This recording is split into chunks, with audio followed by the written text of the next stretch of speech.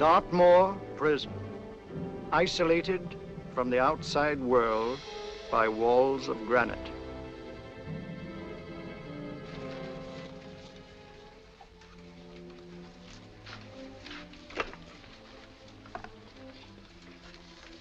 They say you could get out of here by merely telling what you know. You may or may not be another Scotland Yard bloke. But I'll give you the same answer I gave the others.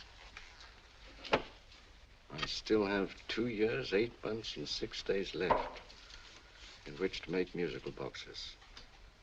That'll be sold at auction for the benefit of this delightful sanctuary. And I intend to serve them.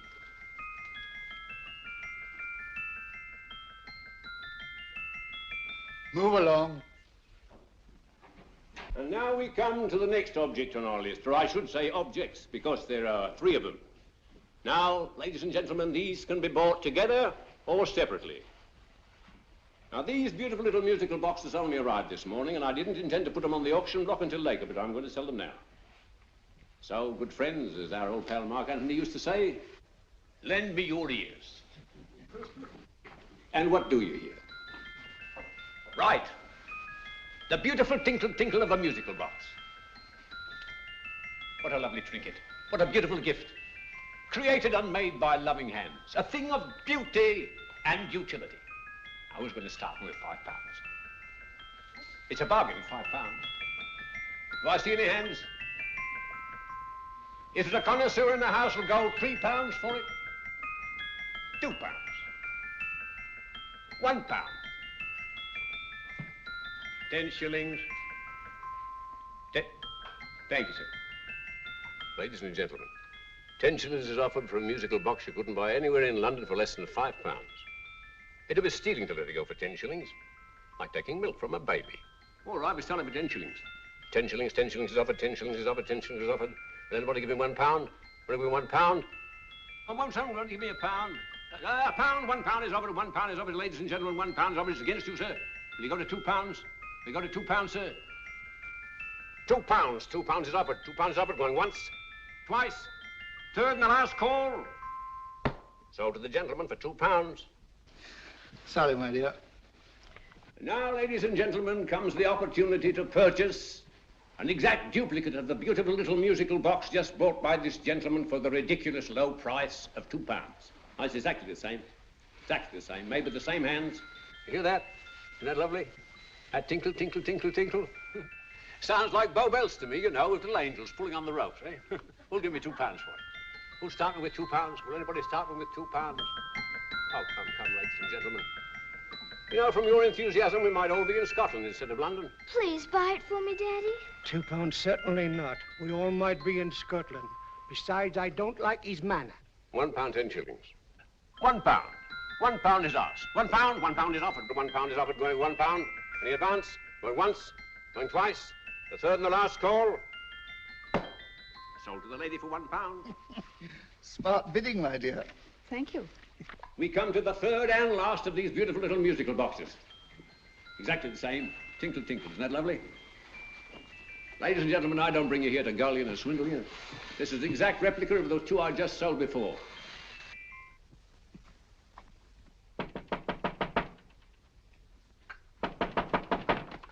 We're closed. But this is extremely important. Come in, sir, come in. I'm sorry to disturb you, but I was unfortunately delayed from arriving in time to bid on certain articles which I was rather anxious to obtain. Oh, perhaps they weren't sold, sir. We are carrying several things over. What might the articles be, sir? 3 identical musical boxes, about so large. Oh, I'm sorry, sir, but they were sold. Pity you weren't here to bid on them. They didn't bring anything like the real value. I'm most anxious to obtain them. I wonder if your records would show who the purchasers were. Oh, we don't usually give out that information, sir. For certain, shall we say, sentimental reasons, I'm most anxious to get in touch with the purchasers. I'd be willing to pay, shall we say, £5. Well, for certain sentimental reasons, sir, we'd be very happy to oblige. Alfred, today's sales. The 3 musical boxes. Musical boxes, oh. Ah, here we are. The first purchase for £2 from Mr. Julian Emery, 52 Portman Square. Write this address down, Alfred. Yes, sir. Second didn't leave any name.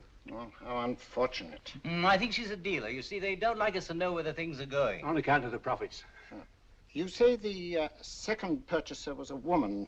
Can you give me a description of her? Oh, she was a young woman, fairly tall, slender.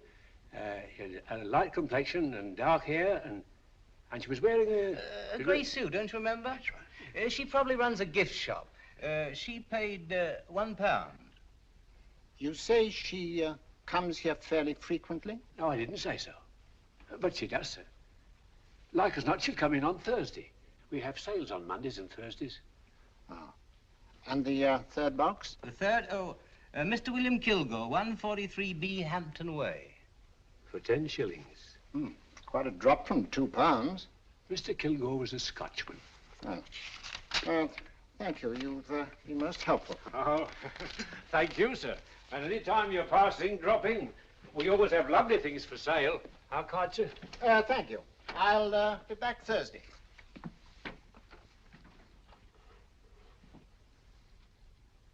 The message reached us too late. Musical boxes are being sold. Well, let's get out of here.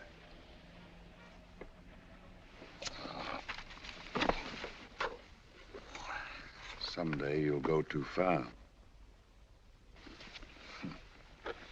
Reaching for a star, you fool.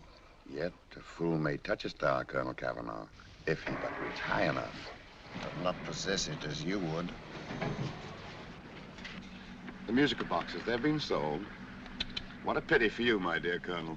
Is it my fault that the message reached us only an hour ago? Is it my fault that they were sold? You can't hold me responsible for that. Hope for your sake you're right.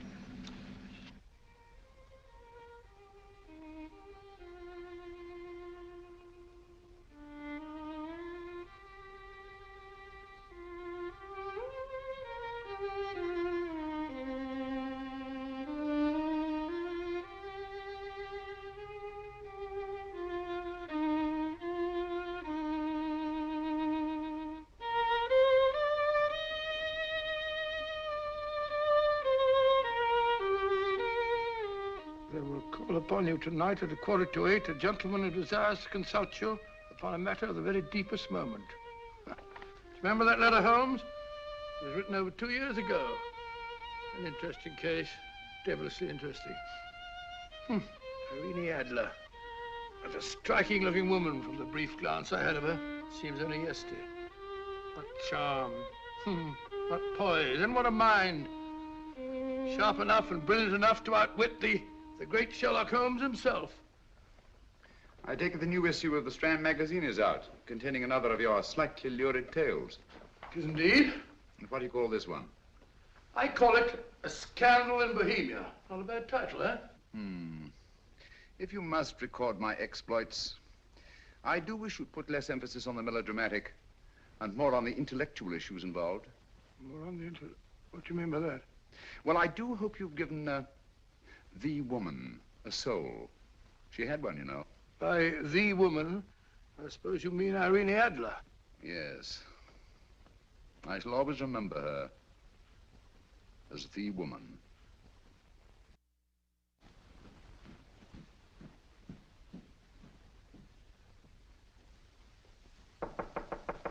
Come in. I Stinky. That's him, old boy. How are you? How are you, old boy? I haven't seen you for years. I want you to meet my old friend Sherlock Holmes. Holmes, this is Stinky. In other words, Julian Emery. How do you do, Mr. Emery? Watson has often spoken of you. Oh, has he?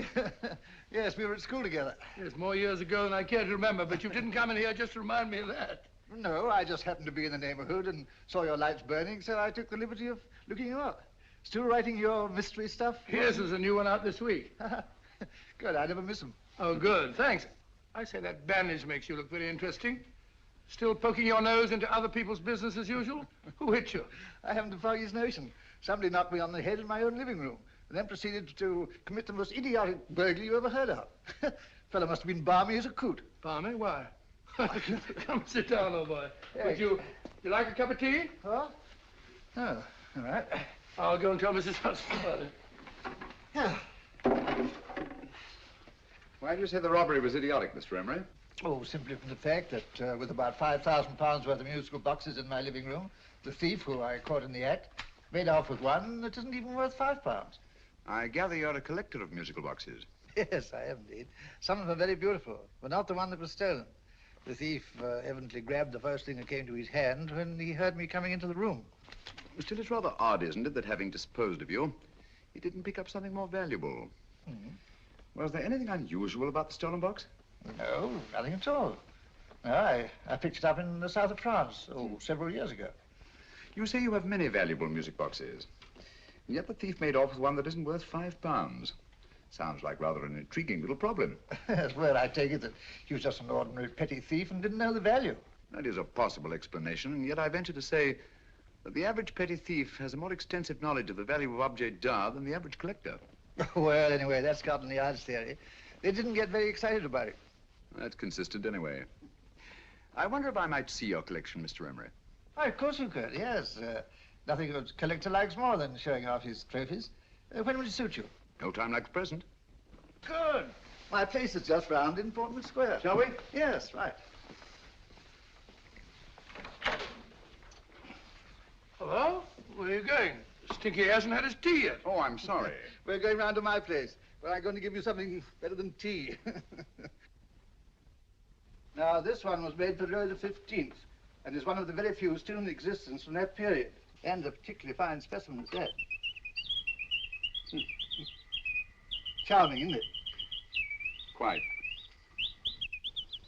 It all sounded to me like a lot of mice running about on a tin roof. I'm afraid you have no ear for music, Watson. Give me a good old band playing a rousing march. You have all your silly little tweets.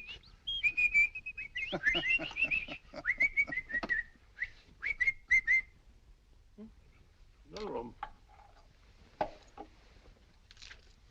Excuse me.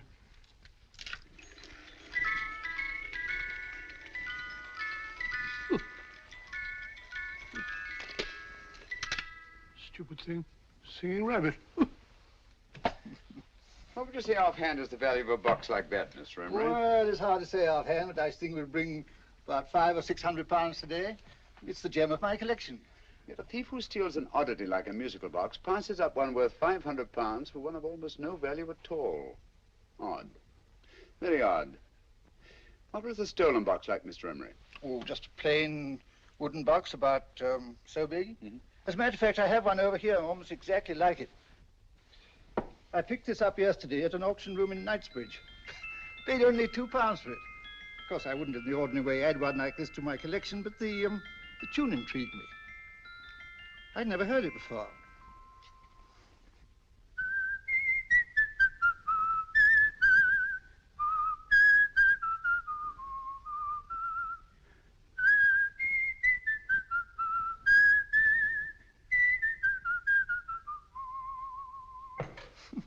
You have a remarkable ear for music, Holmes. Rather an unusual melody. Sit down, will you? Thanks. You say you bought that box at an auction sale yesterday?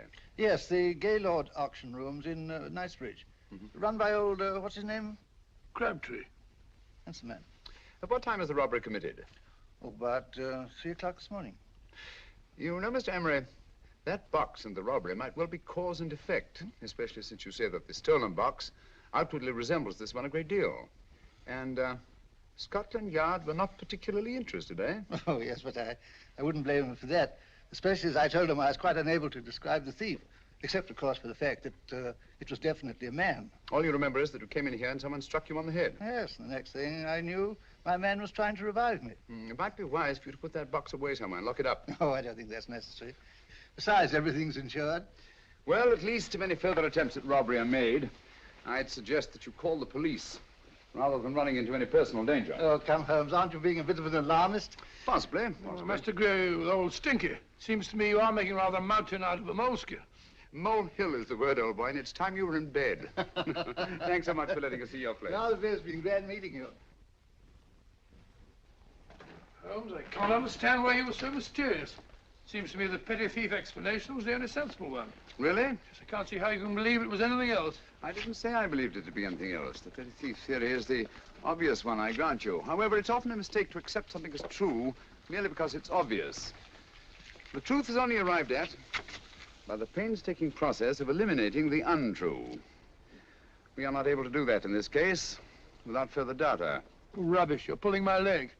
You're trying to turn a tuppenny halfpenny robbery into an international plot. No, I'm not. I just hope that your friend Stinky is a little more cautious in the future, just in case.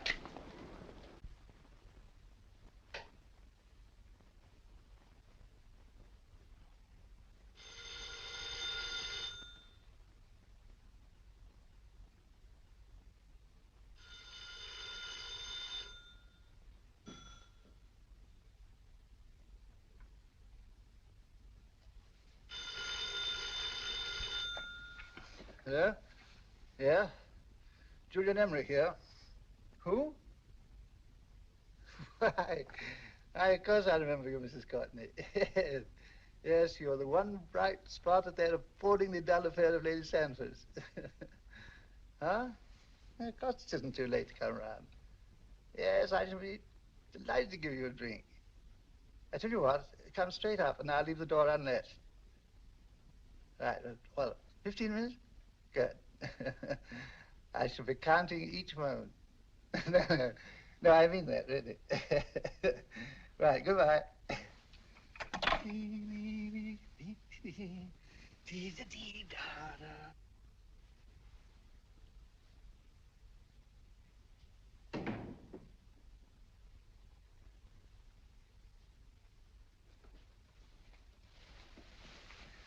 Boo! Oh, you startled me. Did I? Yes. Must be the pixie in me. I know I shouldn't have called you so late, but I was at a party just around the corner, and I remembered your invitation to see your collection of musical boxes. My dear Mrs. Courtney, pleasure is all the greater for being so unexpected. My friends call me Hilda. Thanks. Mine call me Stinky. Stinky, how quaint. Oh, what a perfectly wonderful collection of musical boxes. You know, when you told me you had a collection, I had no idea it was so attractive. Yes. They appeal to the ear as well as to the eye. Oh, what a plain little one.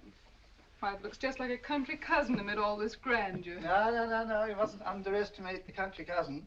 Only last night a burglar broke in here, and with all these to choose from, went off with one very much like it. Really? Yes, I don't mind the loss of the box so much, but I do resent this crack on the skull. But it makes you look so interesting. Oh, do you think so? Uh-huh.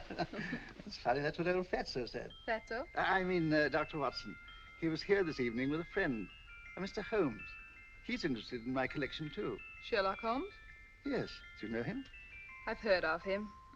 Yes, he seems to think I'm in some sort of danger. What a haunting tune. It takes me right back to my childhood. Really? Do you know, it's odd that you should be interested in that particular musical box. Odd? Why? Because Mr. Holmes is also interested in it. He may have been more interested in the tune than in the box. My dear, yes, that's right. I remember now. He whistled it note for note, having heard it only once. Really? He must be a remarkable man. Bit of an alarmist, if you ask me. Don't you believe in warnings? Of course not. Who'd want a box like that? I would. You're not serious. Oh, but I am. Well, you put me in a very awkward position. I'm a collector, you know. And the collector buys but never sells. But if the price were high enough... The price has nothing to do with it. It's the principle of the thing. Yes, well, we haven't had our drink. No, thanks. I must be getting along. Must you really? I'm afraid so. You're not walking out on me, are you? My reputation. Stinky. I say, you know, you are an attractive woman. Thanks.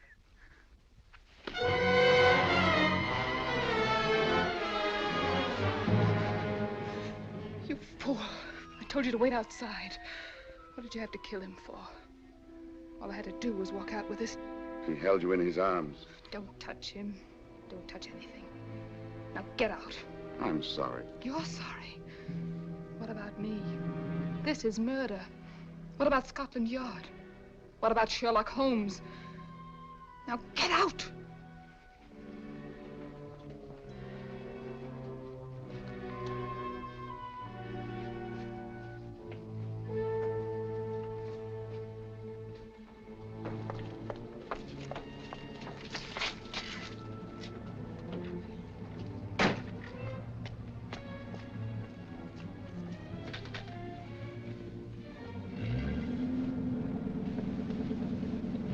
Did you get it? Good. Did you have any trouble with him? Just a matter of murder. Ah, Mr. Holmes. Hopkins? Thanks for coming so promptly. Inspector Lestrade suggested that I call through to you. Mr. Emery was the client of Mr. Holmes, Inspector. Indeed. You didn't mention that when I telephoned you, Mr. Holmes. Well, not exactly a client, Inspector. Sergeant Thompson? He was killed between the hours of 11 and 2 o'clock this morning, Mr. Holmes. Must have been someone he knew, someone of whom he had no suspicion. Poor old Stinky. It's all my fault. I should have prevented this. Well, it's no time to start talking about that now, Doctor. Apparently it's gone. That's the second attempt on the musical box that Emery bought at the auction sale. And this time it was successful. But that box was only worth £2. It was worth a man's life, Watson. I think we'd better pay a visit to Gaylord's auction room and that fellow Crabtree. Inspector, may I suggest that you make a complete search of this flat for a small, plain, musical box about that size. Thank you. Come on, Watson. You say the first box went to Mr. Julian Emery. The second to Mr. Kilgore, 143B Hampton Way. And the third to the unidentified young lady who presumably has a shop and lives near Golders Green. That's right, Mr. Holmes. Isn't it rather strange, Mr. Crabtree, that you should have had 3 identical musical boxes all playing the same tune? Where'd they come from? Dartmoor Prison. Dartmoor? Yeah, we get a regular shipment from there every month. The inmates manufacture them. Well, they make all kinds of things, you know, pipe racks, waste paper baskets, musical boxes. Did you happen to notice if anyone showed any particular interest during the auction in the purchasers of these 3 boxes? Oh, come now, Mr. Crabtree. This is very literally a matter of life and death. Well, since you put it that way, Mr. Holmes, there was a gentleman came in here about an hour after closing time, and he was in an awful state, he was. He gave me £5 to tell him where the boxes had gone to. He said they had a sentimental value for him, sir. Expensive sentiment. Can you describe him? He was tall, distinguished looking, and he had grey hair and a moustache. He was quite a gentleman, sir. What was his reaction when you were unable to supply him with the address of the young lady who owned the shop? I told him the young lady usually come back on Thursday. He said he'd come back on Thursday. Now, that's tomorrow. Thank you, Mr. Crabtree. You've been very helpful. Thank you. Come along, Watson. Where are we going now, Holmes? To the home of Mr. Kilgore, the man who bought the 3rd box.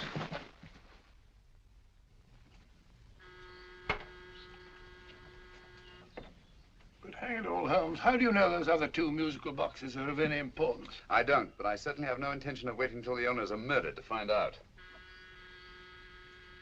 No one at home. I hope that's the explanation. I'll have a look through this window.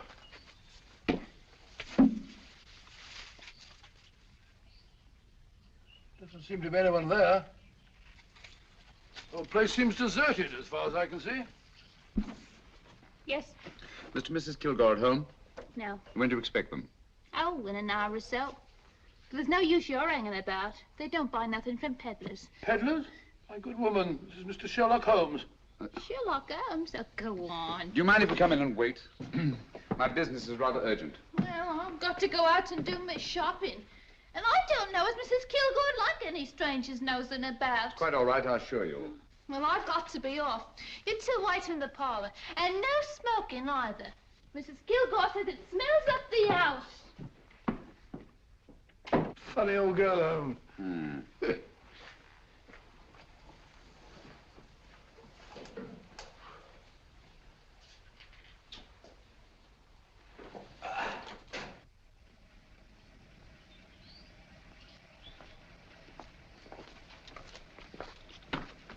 Park Lane. Park Lane? And what would the likes of you be doing in Park Lane? Now, don't worry about the fare, Ducky. If you knows how to get to Park Lane, up it.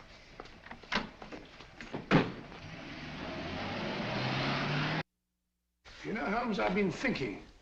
There must have been something hidden in that box of old Stinky's. Stolen jewelry, possibly. What's up, Holmes? Listen. What's just the steam in the water pipes?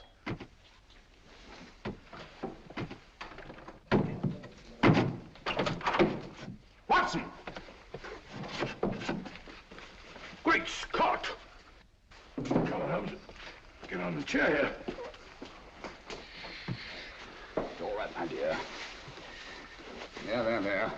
Now, don't worry. It's all over. There you are, dear. Don't cry anymore. She tied me up and shut me in the cupboard. I know. She won't come back. Did you show her your new musical box? Yes, she said she wanted to hear it play, and as soon as I showed it to her, she grabbed hold of No, I me. know. Now, don't worry. We'll buy you a new musical box. Yes, my dear, the best one in London. Watson. Oh, what a fool I've been. What do you mean, Holmes? She took the musical box out of this house in that market basket, right under our very noses. Why could the Kilgore charwoman want to take the music box? She isn't the Kilgore charwoman. She's a consummate actress. An extremely clever, unscrupulous woman who will stop at nothing. Take care of the child, will you, Wolf, until our parents get back. Explain everything to them. Of course I will. But, Holmes, where are you going? Somewhere, somehow, I must get to the young lady who bought that third musical box before our opponents find her. I only hope that I won't be too late. Oh, no. No, darling, you mustn't cry anymore. Now, cheer up. Would you like to hear old Uncle make a noise like a duck?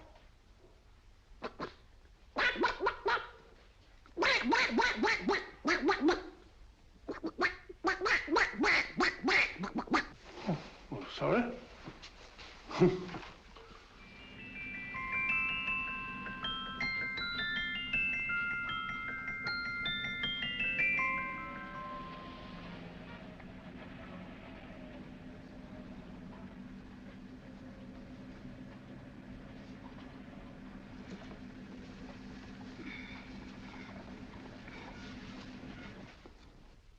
And now, ladies and gentlemen, how much am I offered for this beautiful lace Dresden china figurine? A lady of the French court. Now, this is the genuine article. What a beautiful ornament for your mantelpiece. Or you could use it as a centerpiece on the dining room table. Now, will somebody start me for £10? Will somebody start me for £10? £8? £7? All right, £5 is offered, £5 is offered, £5 is offered, £5.10, £5.15, £5.15. £6 is offered, £6, going once, going twice. The third and the last call. Have you all done? Sold to the lady from Twickenham for £6. Next, we have a real museum piece, ladies and gentlemen. A fine 19th century doll.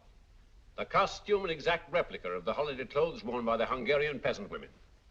Now, ladies and gentlemen, an article like this would cost you from £15 to £20 in a West End shop. I'm not going to ask you for anything like that. Who'll give me £2 for it? £2. Anybody offer me £2? £2 for the Hungarian? £2? £1. What? Anybody give me £1? Anybody offer me £1 for the doll? £1 is offered, ladies and gentlemen. £1 is offered.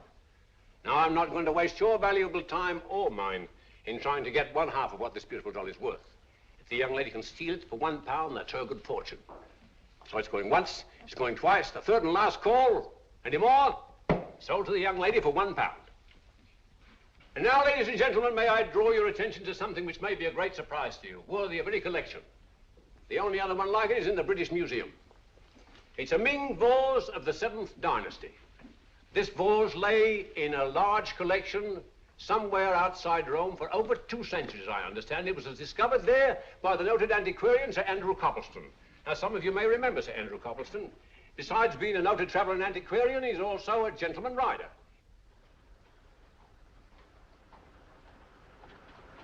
The girl with the parcel in her hands, that's her. Are you sure that's the girl? Well, she fits perfectly the auctioneer's description. Follow her, Hamid.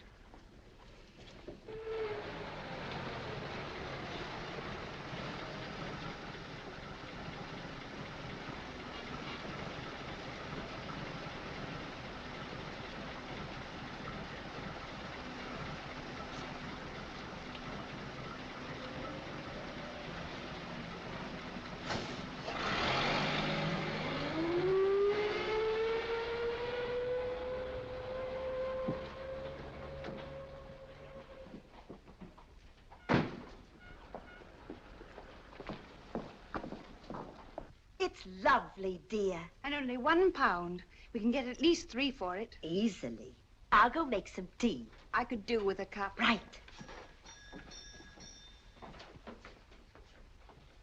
Good afternoon. Good afternoon. I'm looking for a birthday gift for a 7-year-old girl. What would you suggest? We have some lovely dolls. Now, this Hungarian I think peasant- she has enough dolls already. Books are always welcome. Well, I'm looking for something a little different. Well, that's rather cute. What is it? Well, that's a musical box. Children always love them. And this is an exceptionally nice one. It plays many tunes.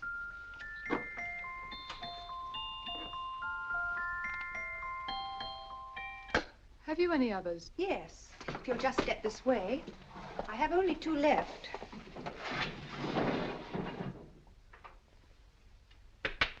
How nice.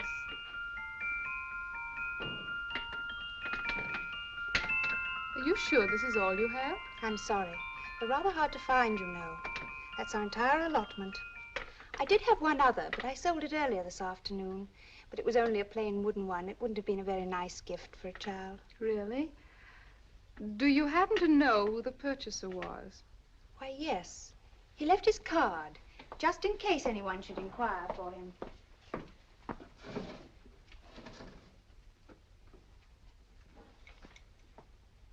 How interesting. I'm sorry, but I'm afraid I'll have to look a bit further. Thank you anyway. Good afternoon. Thank you.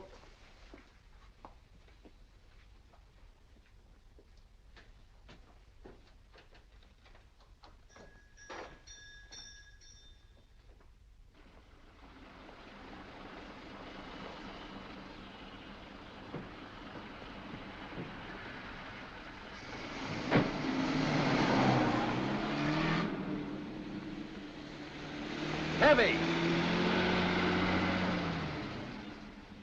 Follow that cab. Here now, what? Scotland Yard. Hop in.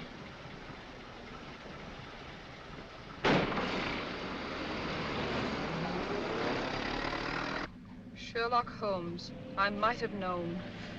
We thought we were the hunters, instead of which we're the hunted. We've been fools. We played right into his hands. Of course. He's had us followed. Don't look.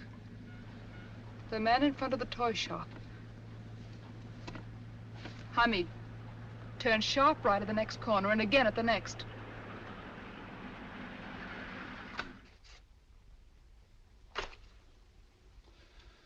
No photograph of her, Commissioner, as I expected. She's not a known criminal. But how do you expect to know if you do find her? After all, she was disguised as a charwoman. Don't worry, old fellow. If I ever see her again, I'll recognize her. Well, it won't be long till we know who they are and from where they operate. Who's covering them? Sergeant Thompson's following them, sir. They won't get away from him. He's a good man. We could have arrested them at Clifford's toy shop if we had any proof. But we know that they killed Emery. Proof, my dear fellow. We must have proof. We have x-rayed it, sir. There's nothing whatever concealed in the box. We'll have a look at the plates.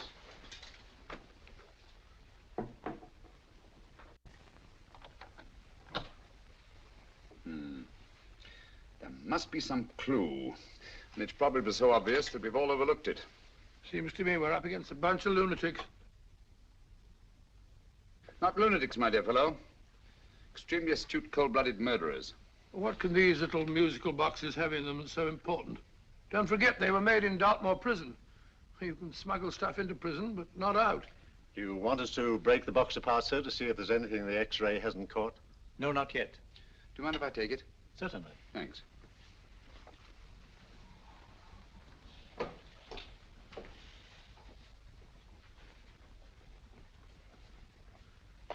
The governor of Dartmoor Prison informed us, sir, in answer to Mr. Holmes' question, that all 3 musical boxes were made by the same convict, John Davidson, serving a 7-year term, sir. Davidson? The Bank of England plates. That'll be all. Yes, sir. Now we're getting somewhere. Wait a minute. How did you know about the plates, Mr. Holmes? I'm a student of crime, Inspector. I make it my business to know about such things. And when the name of Davidson was mentioned... Well, who is this fellow Davidson? As long as Mr. Holmes seems to know all about it already, I suppose there's no harm in telling you. 2 years ago in London, there occurred a robbery of such tremendous importance, although the stolen articles themselves have no intrinsic value whatsoever, that the Home Secretary was instrumental in seeing that not a word of it appeared in any newspaper. But you never told me anything about this, Holmes. You were away at the time. Articles of no intrinsic value and yet of such importance? I don't understand. Davidson was apprehended within 15 minutes of committing the theft. But by that time, he'd hidden the articles in question and they've yet to be found. Before going further, Dr. Watson, I must inform you that this matter's not to be mentioned outside of this room. Of course not. Do I look like a man who'd gossip? Let's not go into that now, old fellow, shall we? Davidson had been employed for years in a position of extreme trust by the engravings department of the Bank of England. The articles he stole were nothing less than a complete duplicate set of plates for printing £5 notes. What? The Bank of England's own plates? Precisely. And with those plates, a gang of crooks could flood England with £5 notes, not forged in the usual sense of the word, but notes undetectable from genuine Bank of England notes in any way whatsoever. Good heavens. Any whisper at all might have resulted in enormous damage in shaking public confidence in the Treasury. We tried everything after we arrested Davidson. Offered him a shorter sentence if he'd tell us where he'd hidden the plates. Why, we even put in Scotland Yard men with him as cellmates, but no results. Obviously, Davidson is a man of strong character and infinite patience. Yet suddenly he feels impelled to smuggle out the secret of the hiding place of the plates to his confederates. Why? I don't understand, Mr. Holmes. Well, for example, has the Bank of England made any plans to radically change the design of the £5 note so that in, say, 7 years from now, notes made from the stolen plates would be worthless? Confidentially, Mr. Holmes, such a move was discussed. But replacing all the £5 notes in circulation would be such a Herculean task that nothing's been done about it as yet. I see. Of course, there is another possible explanation. Davidson didn't have much time to find a hiding place before he was captured. He may be afraid that the plates will be accidentally discovered before he's released. Hence his anxiety to communicate their whereabouts to his confederates as soon as possible. I believe you've hit it, Mr. Holmes. I'm sure that the message is contained in this musical box. Or rather, in all 3 musical boxes, since possession of all 3 seems to be essential. Our opponents have 2/3 of the puzzle, we have 1/3. Well, what are you going to do, Holmes? Try to deduce the message from the 1/3 that we have.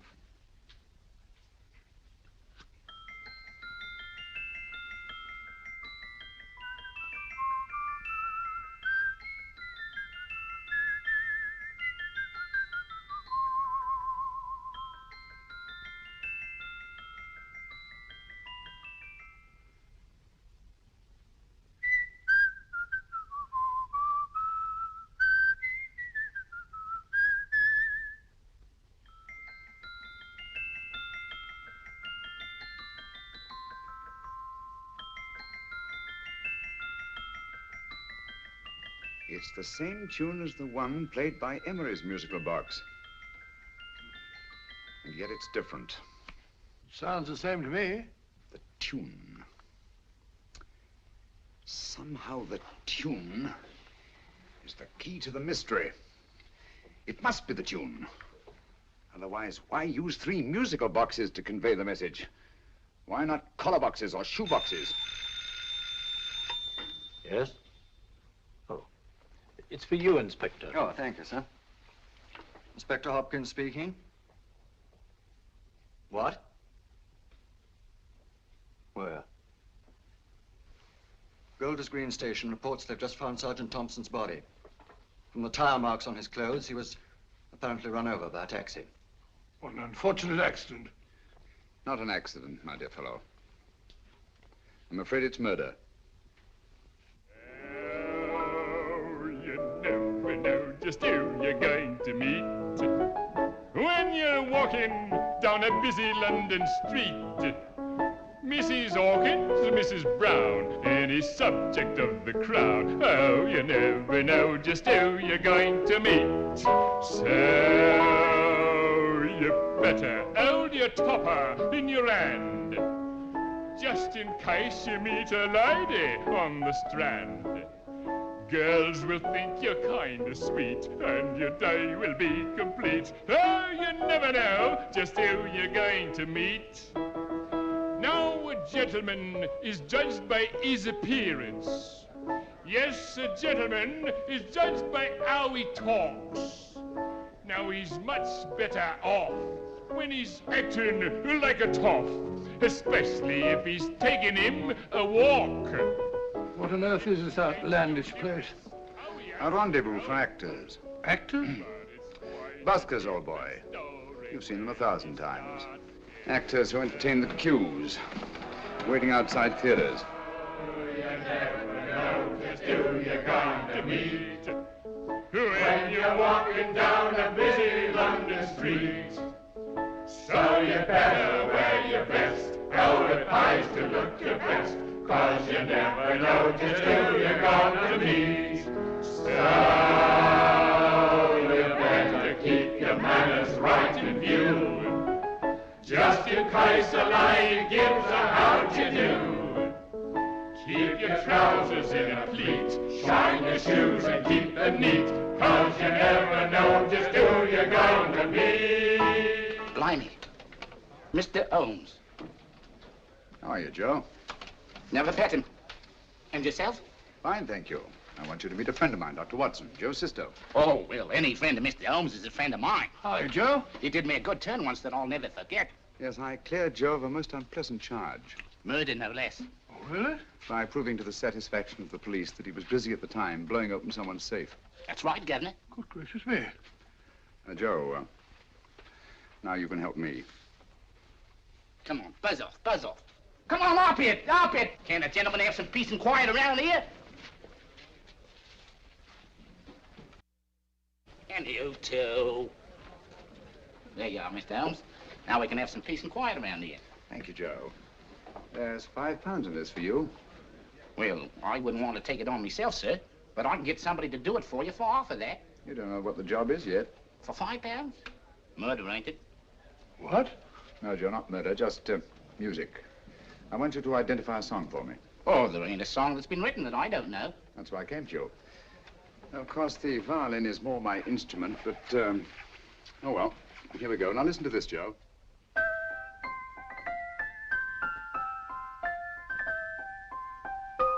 Wait a minute. You're playing that wrong. That should be E natural, not E flat. You know the song? Oh, yes. It's an old Australian song called, The Swag Man.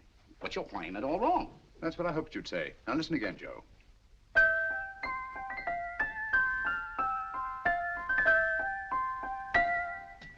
That's the same tune, all right, but you're making different mistakes than you did the first time. No, not mistakes, Joe. Call them variations. Here, play the song for me, will you, the way it's written.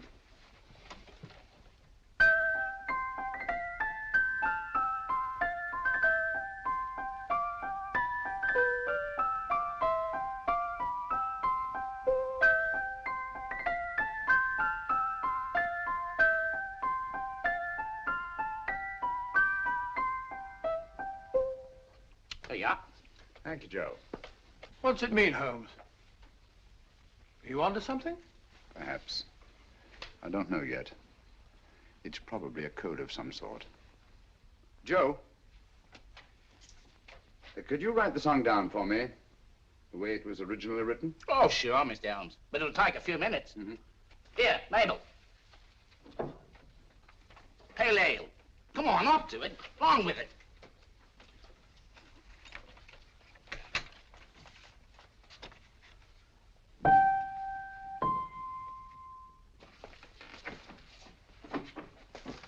Well, obviously it isn't the lyrics. No combination of those words made any sense at all. The variations in the way Emery's musical box played the tune are different from the variations in the one we have. You sure? Quite. You see, I took the trouble to memorize the tune as played by Emery's box that night we were with him in his flat. Holmes, you amaze me. Elementary, my dear fellow. One of the first principles in solving crime is never to disregard anything, no matter how trivial. But why are 3 boxes? Why not 1? Because the message was obviously too long to be conveyed by any one variation. Then there's the 3rd box, the one that woman took from the Kilgores.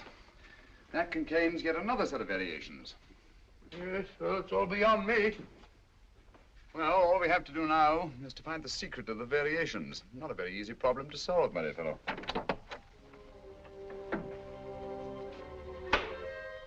Hello. What's up?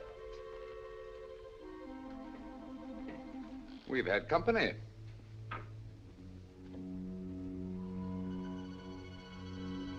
I say, this is outrageous. Ask Mrs. Hudson to come in here, will you? Right.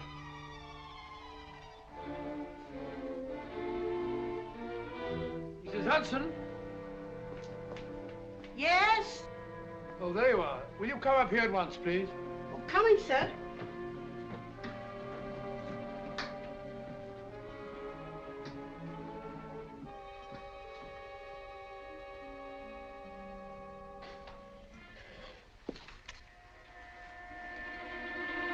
Mercy me, Mr. Holmes. What has happened? Who called while we were out, Mrs. Hudson? Just a young lady. The one who said you wanted her to wait for you. And a nice-looking old gentleman with Our her. friends again, Watson. Friends? What did the young lady look like? Oh, I couldn't see her face. She had a heavy black veil on. But she had such a nice way with her. Oh, I'm sorry, Mr. Holmes, if I've done anything wrong.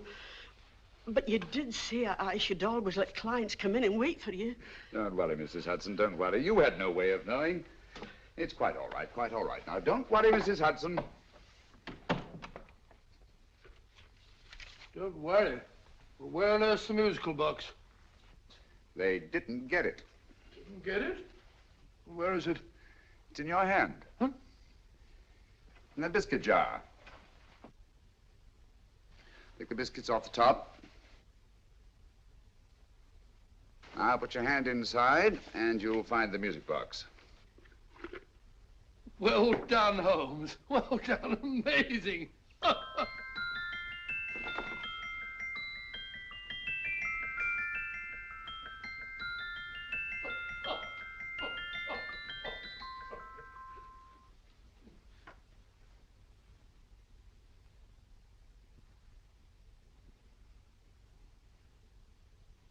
Phew.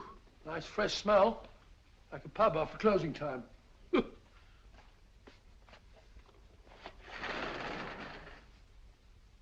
I say, Holmes, What? it's morning. Allow me to congratulate you on a brilliant bit of deduction.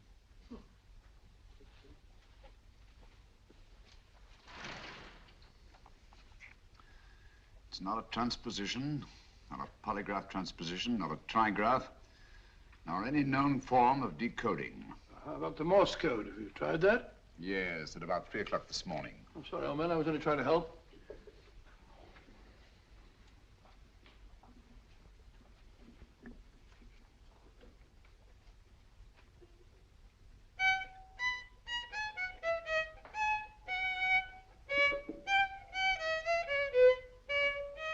Oh, do me a favor.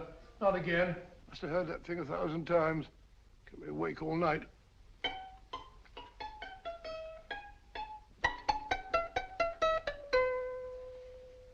Not a very distinguished composition, I grant you. You know perfectly well I don't know one tune from the other. When I was a kid, my people tried to have me taught the piano. I've always felt sorry for that old teacher of mine. The poor old girl finally reached the point of numbering the keys for me. 1, 2, 3, 4. Even then, I never progressed beyond it. Numbering the keys, Watson. The 19th key of the keyboard is the 19th letter of the alphabet. S. Here. Write it down when I give it to you, old fellow, will you? The first altered note. Write S first. Now, the 8th key is H.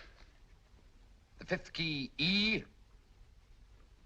The 12th key, L. The 6th key, F. S-H-E-L-F. Shelf.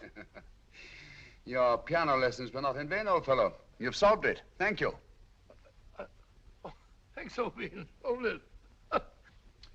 We now have 2/3 of the message. Behind books, third shelf, secretary, Dr. S. Presumably, these are the first and second portions of the message. And this gang has the first and third parts of it. Precisely.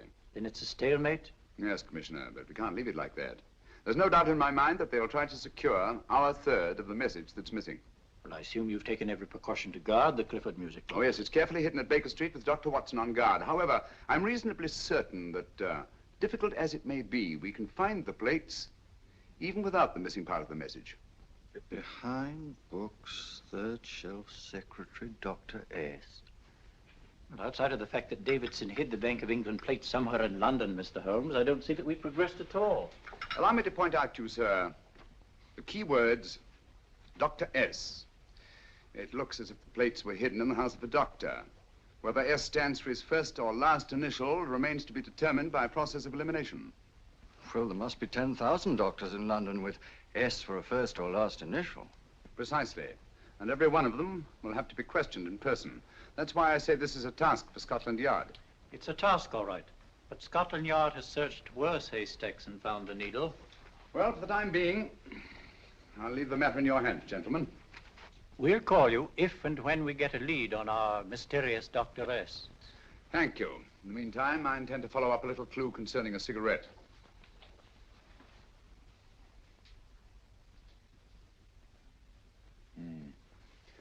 You're certain of the identification of the tobacco? Absolutely.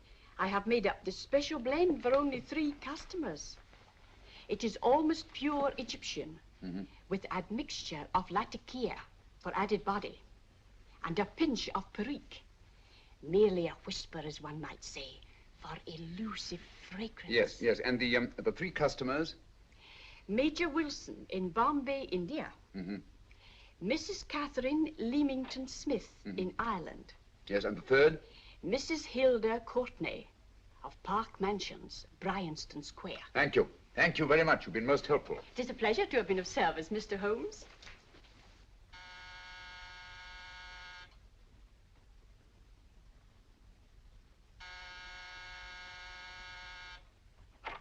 Yes? Mrs. Courtney? Yes. My name is Sherlock Holmes. Oh, do come in. Thank you. I've heard of you, of course, Mr. Holmes. I believe we have a mutual friend in Sir Edward Brookdale.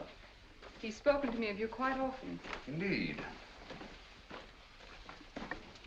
And to what good fortune am I indebted for this visit? I think you know Mrs. Courtney.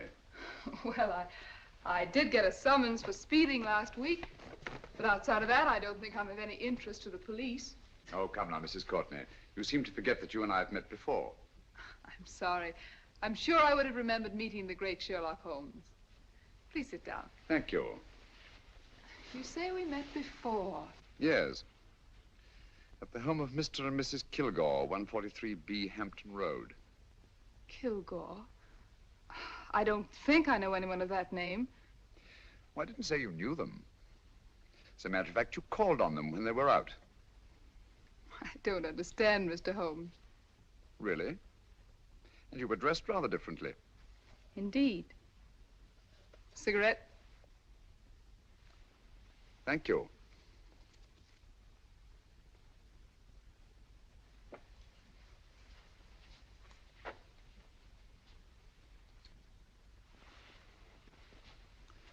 Thank you.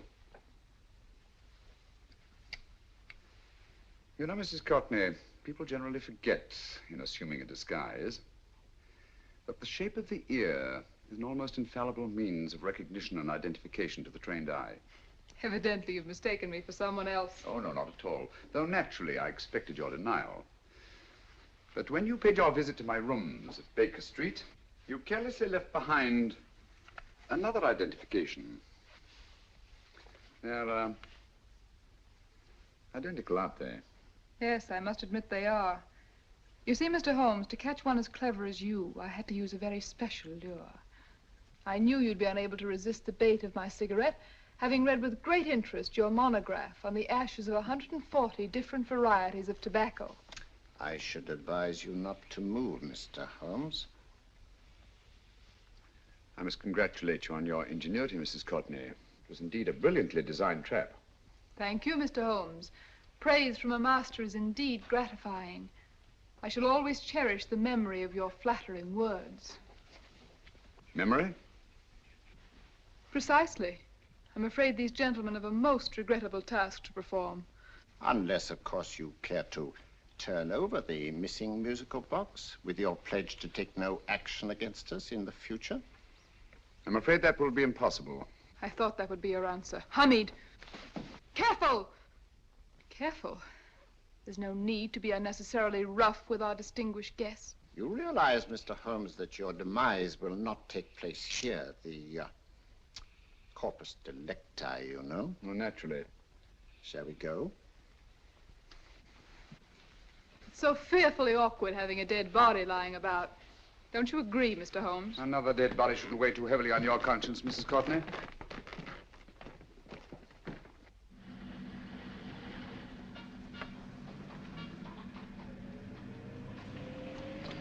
You mind if I have a cigarette? Don't see why not.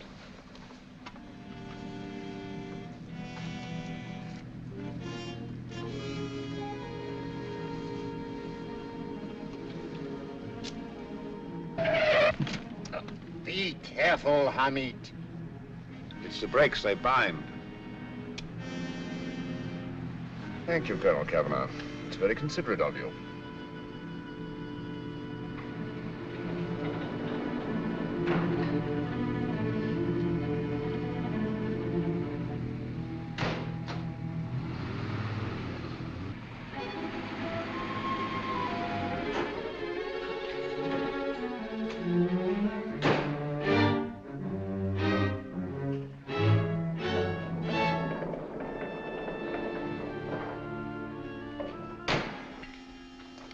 You'll be happy to know, Mr. Holmes, that your death will be a painless one.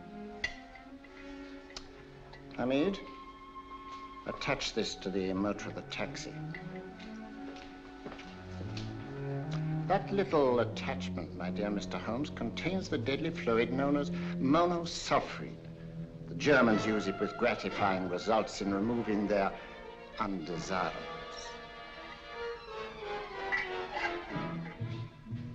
Start the motor.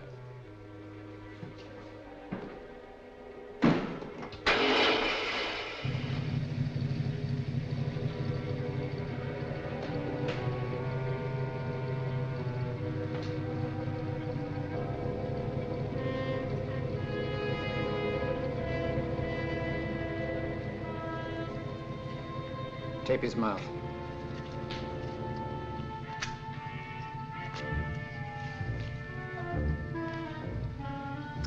Now, up with him, Hamid.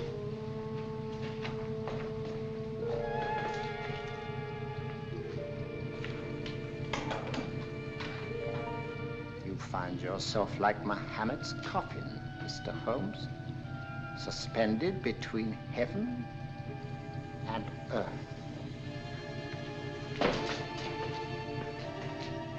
Plenty of fuel in the tank? Good.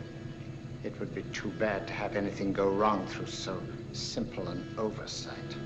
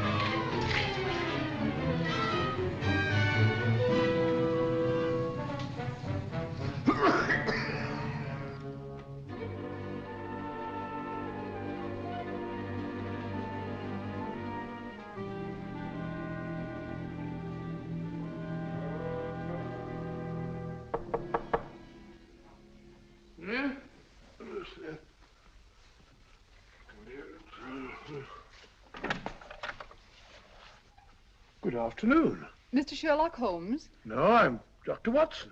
Oh, of course, Dr. Watson. How stupid of me. Oh, so this is stupid of me. Won't you come in? Well, I really came to see Mr. Holmes. Oh, I'm afraid he's out. I don't know when he'll be back. Perhaps there's something I can do. Won't you sit down? Thank you. You know, Sherlock Holmes and I have been engaged on a great many cases. Oh, really? Yes, indeed. As a matter of fact, this very moment, we're involved in one of the most baffling... Oh, well, won't you tell me your trouble? I may be able to help you. That's very kind of you, Dr. Watson. Perhaps if I wouldn't be imposing too much. Imposing? Oh, there's no imposition. No imposition at all. A pleasure, I assure you. Now, tell me all about it, Miss Williams. Mrs. Williams. I live in Surrey, Dr. Watson, and I've come up to London in sheer desperation.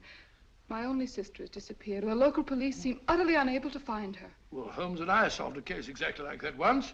Very interesting as far as I remember. I call it the adventure of the solitary cyclist. Oh, sorry. Now I come to think of it, it wasn't so very similar. Entirely different. I don't think what I was saying. Where were we? She's only 17, Dr. Watson, and until she disappeared last Thursday, she seemed to be in the best of spirits. Possibly a romantic entanglement? Oh, no, nothing of the sort. She left no note, didn't even pack a bag, no explanation. She just started to walk to the village from our house in broad daylight and simply vanished from the face of the earth. Oh, there. Might I have a glass of water? Please, glass of water. Have one in 1 minute.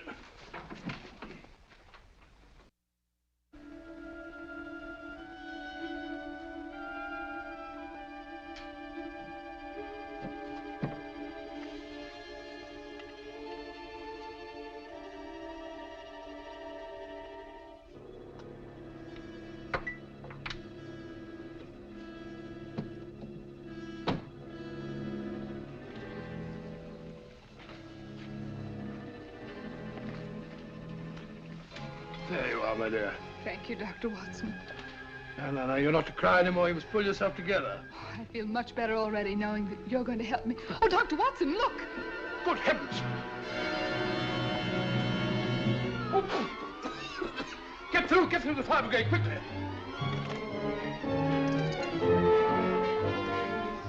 Haven't you a fire extinguisher? By Jove, we have in the kitchen here.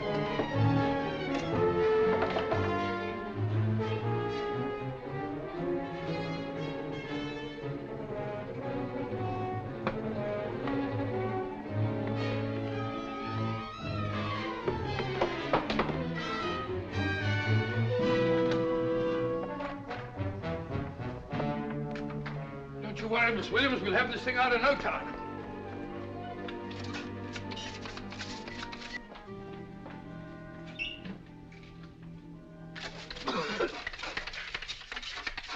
That's got it. Get some air. Well, you see, there was no need for the fire brigade after all.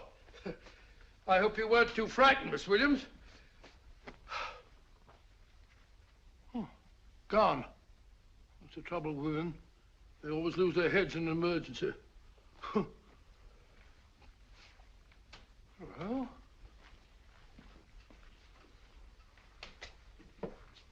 a musical box. Great Scott! Miss Williams!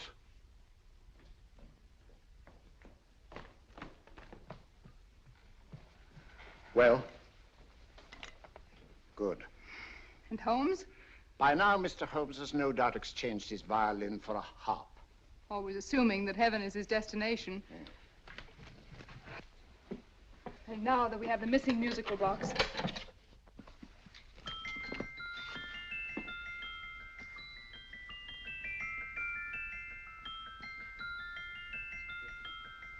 Nineteenth note. 19th letter. Yes. He hasn't been there, you say? Holmes, where on earth have you been? I've been trying to get you at the club, at Scotland Yard, all over London. You were looking for me in the wrong places. Holmes, terrible things happened. I've been duped. That woman, she made a complete fool of me. Well, what do you mean? Well, she came here, let off a smoke bomb. I thought the whole place was on fire, and my first thought was to save the musical box. No need to say any more. She has the box. Yes. Don't blame yourself too much, old fellow. She is an extremely clever antagonist.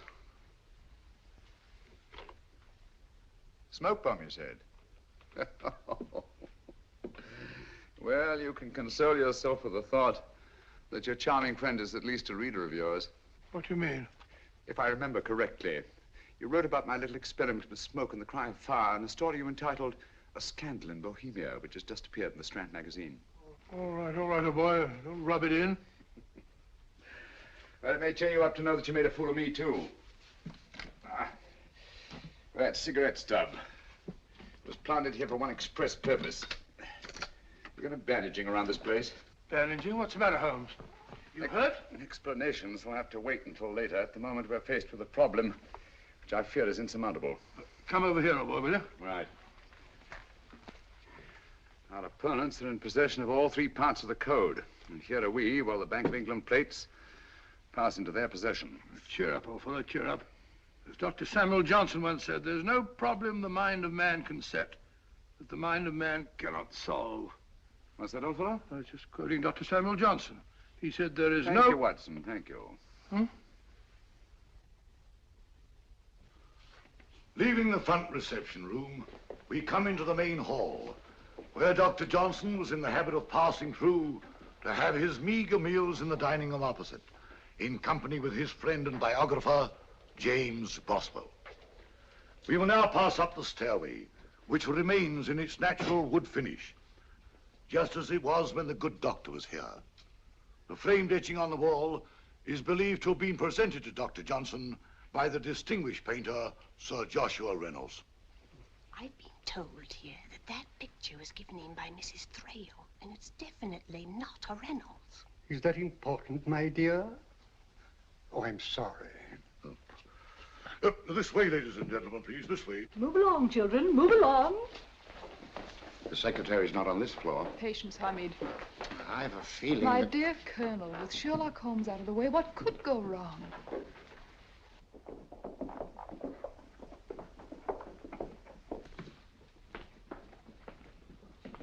And here we have the Garrett Library, in which Dr. Johnson wrote his famous dictionary, and in which you will see also many of the great man's books and other items of interest. Step forward, ladies and gentlemen, please, step forward. Standing in the corner is the secretary, which contains many of the original works by the literary genius. On this table, Dr. Johnson's cat, Hodge, used to sleep while his master worked. A strange thing about this cat, ladies and gentlemen, was its love of oysters. They do say that the dear doctor often went hungry to find the cat that delicacy. What a pity. Now we will visit the grey room, which is immediately below us, in which you will see the very bed in which Dr. Johnson died. What did he die of? Gout. Just gout. This way, ladies and gentlemen. Mind the steps, please.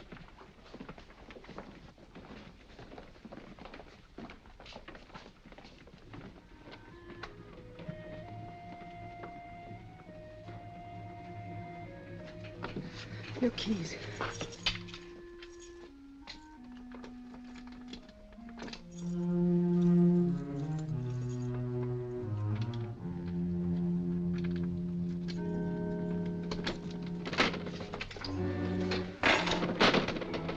Third shelf up.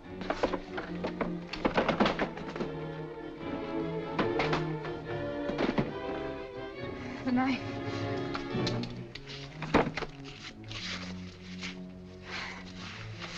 Gentlemen, the Bank of England plates. Well, Mrs. Courtney, so we meet again. No, I shouldn't do that if I were you, Colonel Cavanaugh. I must congratulate you, Mr. Holmes. You're far more clever than I thought. Thank you, Mrs. Courtney. Praise from you is indeed gratifying. I shall always cherish the memory of your flattering words. Memory? Oh, thank you. And now I have a most regrettable task to perform.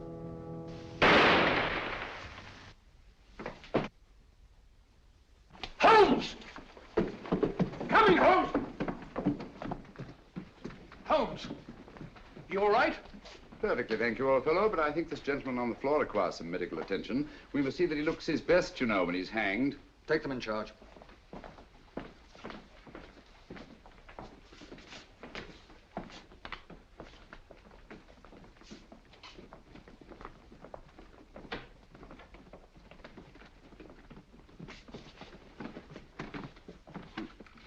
A brilliant antagonist.